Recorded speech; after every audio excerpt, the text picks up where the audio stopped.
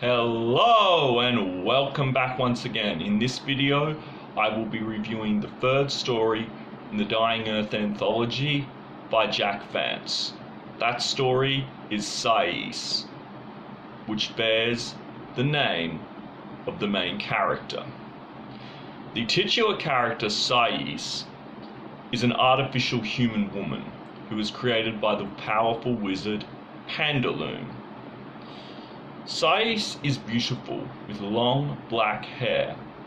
However, while she is beautiful to look at, there was a flaw in her creation, and everything is grotesque and evil and disgusting to her.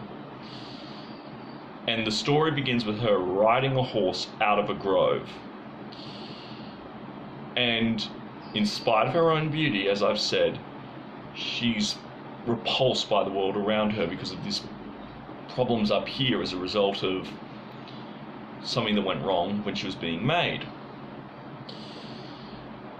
She has a passionate and emotional nature, and that is very evident throughout the story. However, she's also confused at this point because she's been told that what's around her is actually beautiful, and that she herself is beautiful, so she's a little bit confused at this point. So she goes to her maker, the wizard Pandaloom, and asks if he can change her. And one thing I want to point out quickly here is nature and nurture. Even though there's this kink in her creation, in her mind, Sais is genuinely curious here, and I'm wondering about it. Does her experience and her knowledge resolve that kink in her creation? It's ambiguous throughout the story, but it's an interesting thought, and it gets to the idea of nature and nurture, and in my opinion the two are equally important. So Pandaloom says, no, I can't. I can create life, but I can't fix that once it's done. I'm not a god, I'm just a wizard. So she also tells Pandaloom that she's learned killing is evil, and he says, yes, it is. And she asks... No, wait, before we get started, I'm just going to say that one thing she points out is that what is generally considered beautiful looks to her kind of like harsh light, and I thought that was an interesting thing to point out there.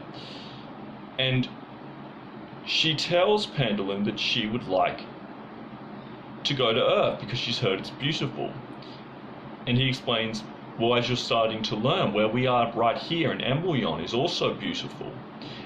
And there's nothing wicked or foul here, actually, in the general sense. However, there is on Earth, there's a lot of ugliness and a lot of wickedness there. And she says, yes, but I want to go and see it even if I die. And he says, okay, at that point. And he actually gives Sais a rune to ward off magic, jewels, which are currency on Earth, and a sword that he imbues with life.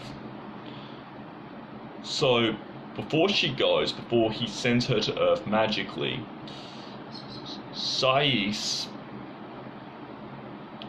is told what Earth is like. Pandaloom explains that it's not what it once was long ago. The continents of our time, which is probably millions of years into the past at this point, have moved and sunk, and we wouldn't recognize it. And the human population is in the thousands. Yes, the thousands. There are only a few thousand people on Earth. So Sais, with her living sword and her jewels, is sent to Earth. But he gives her one more piece of advice. I've got a little quote here from Pandaloom. Men loot beauty to sate their lust. End quote. That was an interesting way of putting it. So he tells her to be careful, which is why she has the runes and her living sword. So, what does she encounter on the dying earth? You'll have to read and find out. There are all kinds of very interesting things that she encounters. There's a lot of lore and backstory about the world. You learn all kinds of things about the setting Vance has created, and you dive into the mind of the character of Sais. And you see her thought, well, you read her thought process and you can see she's changing. How does she change? What does she encounter? What adventures do Sais and her loyal living sword go on? Well, you have to read the book or listen to the audiobook to find out, and the links to both are in the description below. Have a beautiful day or evening wherever you are in the world. Goodbye for now.